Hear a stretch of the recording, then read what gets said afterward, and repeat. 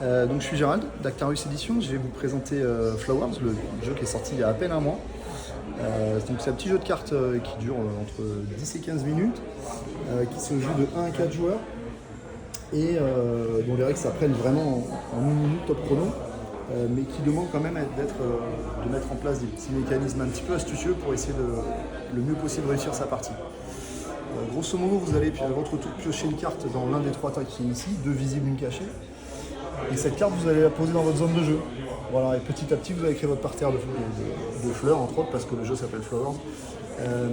L'idée, c'est qu'à la fin de la partie, vous allez devoir compter vos zones de couleurs, pour si vous avez fait suffisamment de grandes zones pour qu'elles vous rapportent des points.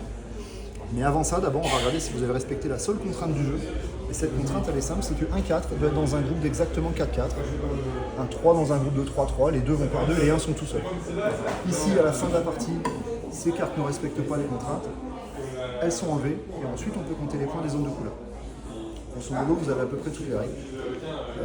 Voilà. L'avantage, c'est que c'est un jeu qui s'apprend vite, qui se joue vite, avec tout type de public, très transgénérationnel. Il est très simple à comprendre, mais c'est un petit peu exigeant quand même. On est obligé de mettre en place plein de petits mécanismes astucieux pour essayer de s'en sortir.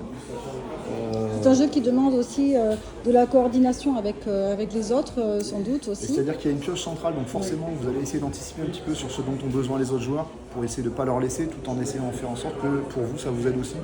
Donc il y a un peu d'anticipation, un peu de prise de risque. De la réflexion. Et du respect de consignes. Du respect de consignes, effectivement.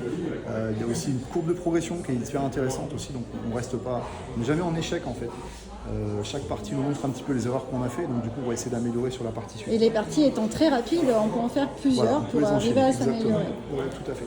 Donc le jeu est sorti il y a un mois, il est trouvable dans toutes les boutiques de jeux de société, il revient en stock la semaine prochaine.